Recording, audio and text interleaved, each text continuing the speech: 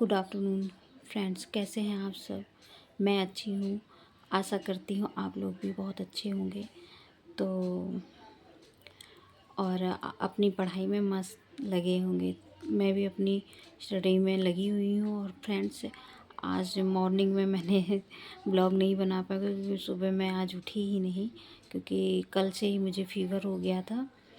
और सुबह उठी तो घर के काम करना तो मस्ट है ही है, वो तो मैंने किए ही। फिर उसके बाद में मैं दोपहर में बैठी हूँ अपनी स्टडी करने के लिए। तो सोचा कि एक छोटा सा आप लोग से बातचीत भी हो जाए, तो वही मैं लेके बैठी, मोटिवेशन वाली कुछ बातें भी हो जाएं। तो फ्रेंड्स, जैसा कि आप लोगों को पता चल ही गया होगा कि 38,000 लमसम EMRS की वैकेंसी आई हुई थी, जिसमें से कुछ वैकेंसी पे एग्ज़ाम हो गया था और कुछ वैकेंसी अभी बाकी है, जिसमें एग्ज़ाम EMRS का एकलव्य स्कूल जो मॉडल स्कूल बन है उसका एग्ज़ाम होने को है। तो ये एक बेहतर मौका है, क्योंकि पढ़ाई तो हम लोग कर ही रहे हैं उसी लेवल के, उसमें भी क्वेश्चन आते हैं TGT PGT के, जैसे कि हम लोग तैयारी कर रहे हैं। बस उसमें GLT के लिए जैसे कि हम लोग GS वगैरह पढ़ते हैं, ऐसे EMRS में भी GS पढ़ना होगा।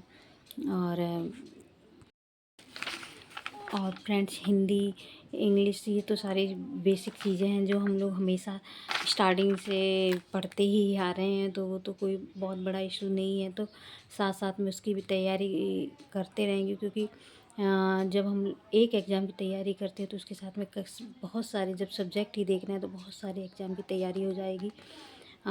जैसे कि LT ग्रेड, GIC और AMRS और TGT की तो हो ही रही है, TGT PGT की तो हो ही रही है फ्रेंड्स। तो इसी में लगे हैं हम लोग। और जैसा कि मैं आपको बता रही थी कि बहुत किताबों से मत पढ़िए, कम किताबों से पढ़िए, लेकिन रिवीजन करना है।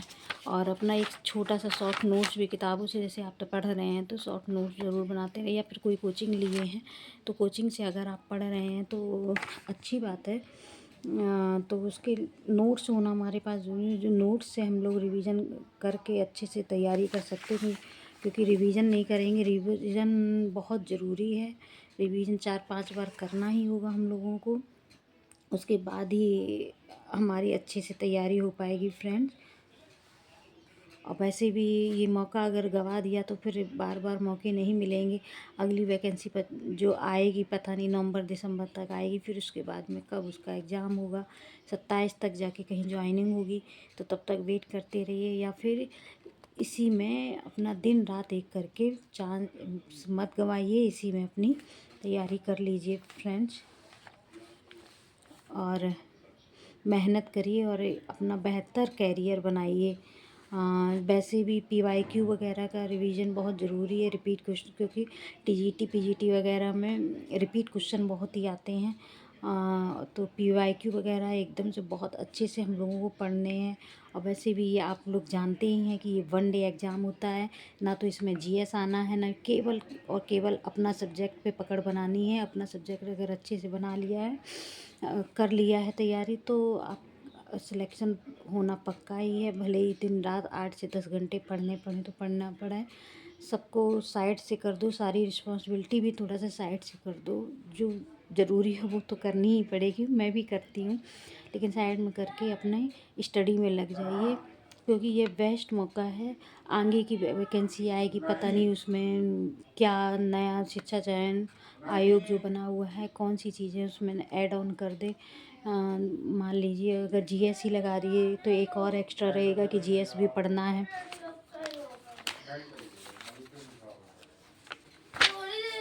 और वैसे भी अपने ही सब्जेक्ट में ट्रेंड होना है, उसी के बारे में तैयारी करनी है फ्रेंड्स। तो उसी पे तैयारी करनी। ओके फ्रेंड्स, ठीक है। तो ठीक है फ्रेंड्स, तब तक के लिए बाय। मैं भी अपनी पढ़ाई में लगी हुई हूँ, आशा करती हूँ आप लोग भी अपनी पढ़ाई में लगे रहिए और अच्छे से पढ़ाई करिए, क्योंकि मौका बार बार नहीं मिलेगा। ओके बाय फ्रेंड्स, मिलती हूँ आपसे नेक्स्ट ब्लॉग में।